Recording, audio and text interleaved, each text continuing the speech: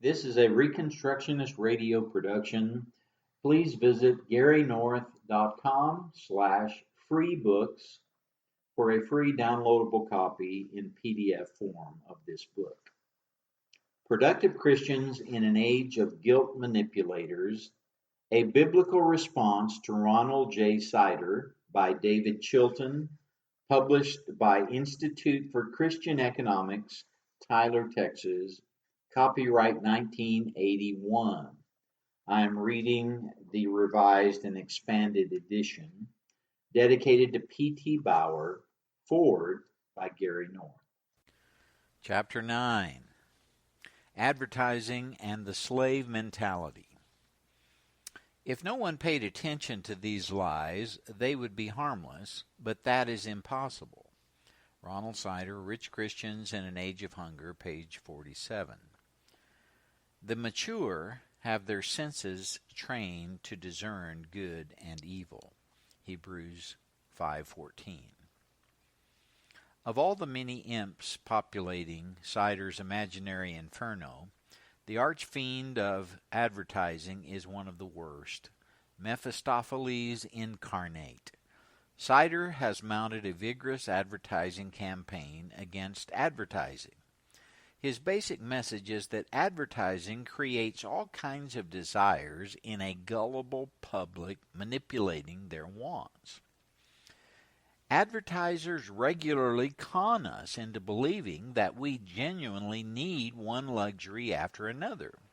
We are convinced that we must keep up with or go even one better than our neighbors.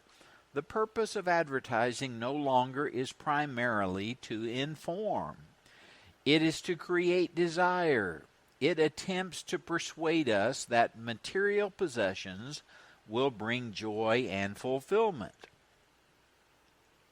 One ad particularly censored by Sider is from his savings bank. The ad is characterized by him as unbiblical, heretical, demonic. Here's the jingle.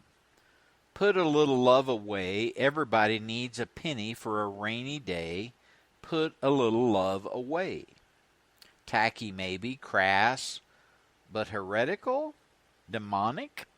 Sider must mean either that, 1, saving money is demonic, or 2, the union of saving money with the sublime concept of love is demonic. A third possibility would be that fractionally reserved banks themselves are demonic. He may have something there, but I won't take the time to explore it right now. But thriftiness and saving are certainly biblical virtues. And many laws, for example, inheritance, are meaningless apart from storing up wealth. Moreover, Jesus' parable of money investment, Luke 19:11 through 27, assumes the ethical validity of savings. And even banks are mentioned. Of course, this was written before the Federal Reserve System came along. Does advertising as such create desire? This is plainly not so. If it were true, it would mean that no business would ever suffer losses. It could just keep on creating a desire for its product. It would also mean that businesses would not waste their time in marketing research to find out what consumers really want. If advertising could really create those wants, research is entirely superfluous. For example, when God created the world, He didn't engage in research to find out what the creation would like to be. And how can we tell the difference between unjustly creating wants and fulfilling those desires that already exist? Sider does not tell us. He merely asserts that ads create wants. Presumably, therefore, no company really satisfies the true wants of consumers. All consumer wants are fabricated by big business advertising. And I thought the right wing had a corner on conspiracy theories. As well packaged as Sider's anti-ad is, He doesn't give any proof. Maybe he should be federally regulated. We consumers need to be protected against such unscrupulous tactics. Ludwig von Mises demolished this notion of the omnipotent advertiser. Quote, "The consumer is, according to this legend, simply defenseless against high-pressure advertising. If this were true, success or failure in business would depend on the mode of advertising only. However, nobody believes that any kind of advertising would have succeeded in making the candle makers hold the field against the electric light bulb, the horse drivers against the motor cars, the goose quill against the steel pen, and later against the fountain pen. But whoever admits that this implies that the quality of the commodity advertised is instrumental in bringing about the success of an advertising campaign. Then there is no reason to maintain that advertising is a method of cheating the public. Advertising is information.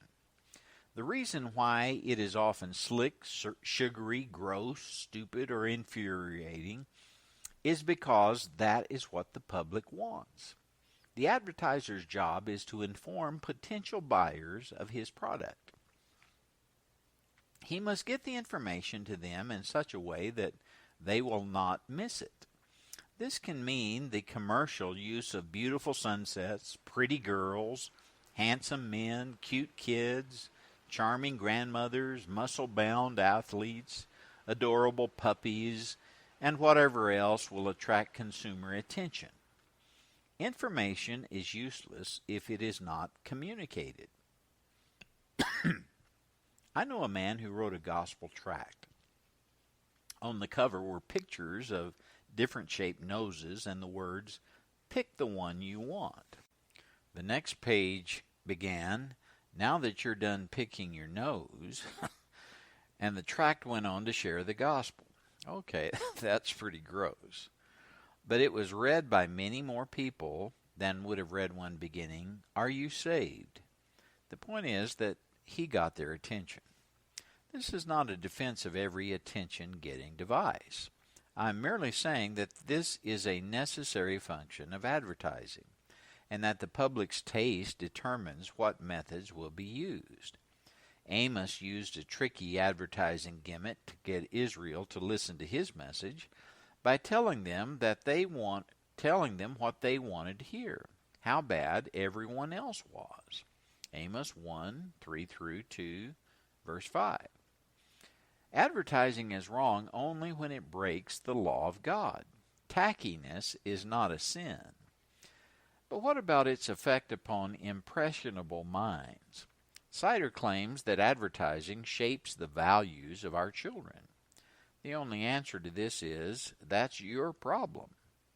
God has given you the responsibility to shape your children's values. Deuteronomy 4 verse 9 and 6 verse 5 through 7. My wife and I have our children programmed for this. They will simply get up and turn the TV off whenever a distasteful advertisement comes on the screen. Their level of discernment is pretty good. Television is not shaping their values. The Word of God is, as it permeates the fabric of our home.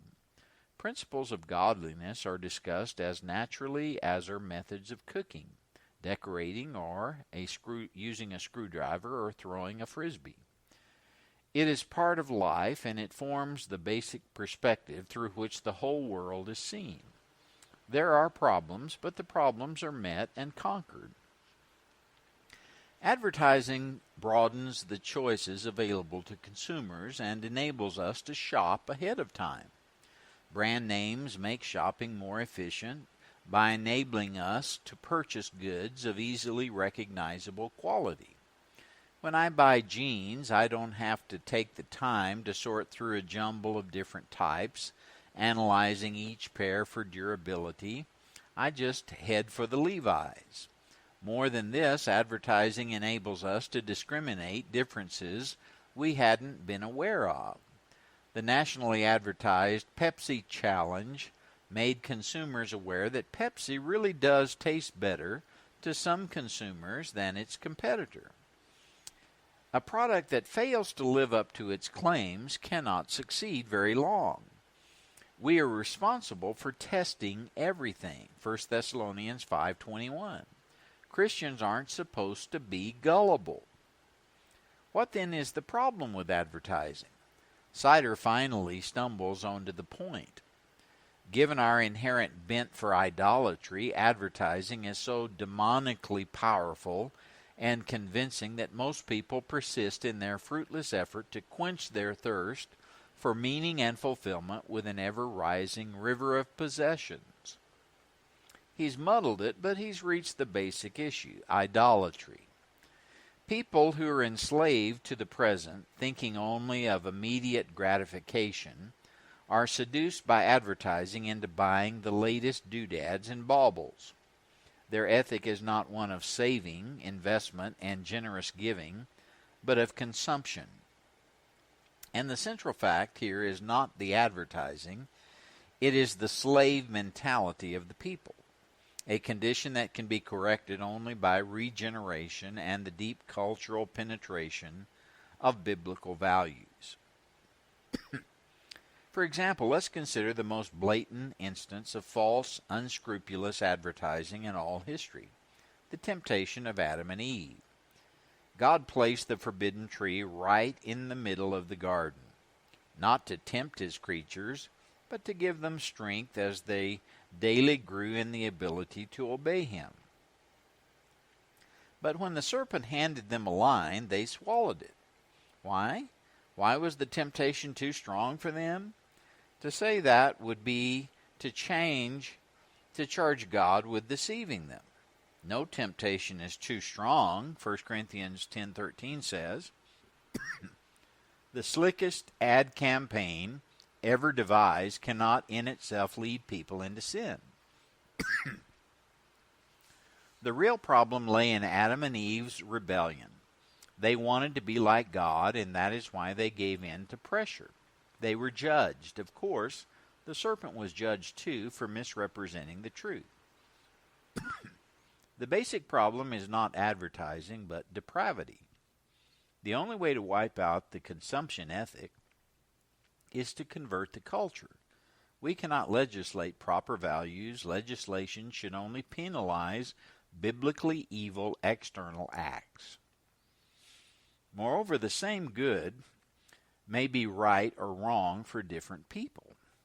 Is it right to own a Mercedes? Since sin is not in things but in people's hearts, Matthew 15:11 and 17 through 20, the possession of a Mercedes may be perfectly all right for some and wrong for others. Questions must be asked. How does this affect your other financial obligations? Is it an idol? Did you pay for it? Not all these questions are quantifiable. Answers may vary for different individuals. It is a matter of faith and examination of one's own conscience, not legislation. Sider does not say we should enact legislation against all the ads he dislikes, but that conclusion is likely for two reasons. First, statist legislation is the thrust of his whole book. You can always hear the hum of an axe grinding in the background. Second, he says that the result of advertising is structural injustice, and he constantly is after us to abolish structural injustice. Should advertising be regulated? No. There is no biblical warrant for a state regulatory board to oversee the advertising industry. But proven false advertising, actual fraud, should be punished since it constitutes theft. The one who engages in fraud must make full restitution for taking other people's goods under false pretenses. The Bible does not give the state the authority to regulate anything. The state's function is to punish criminals. Biblical law is basically structured in terms of ex post facto punishments, not continual daily regulation. I may not elevate my prejudices to equal standing with God's law. I may intensely dislike advertisements, but I must treat them as the Bible commands me to treat my enemies, with justice. Until someone breaks the law of God, I must not prosecute him. The state is given the authority to punish evildoers, not chuckleheads. The Reconstructionist Radio Podcast Network brings to you a complete lineup of podcasts where you will hear practical and tactical theology. Our desire is not simply that you consume our shows, but that you also live out your faith in every area of life. We can talk all day long about these things, but if we fail to put them into practice, then we fail as ambassadors of Jesus Christ, our King. Subscribe now to your favorite Reconstructionist Radio Podcast Network shows, or you can subscribe to the Reconstructionist Radio Master Feed, where all of the content we produce, including the audiobooks and audio articles, will pop up as soon as they are available. And don't forget to visit ReconstructionistRadio.com to volunteer as a narrator or to partner with this ministry financially. May the Holy Spirit stir you into action for Christ and His kingdom.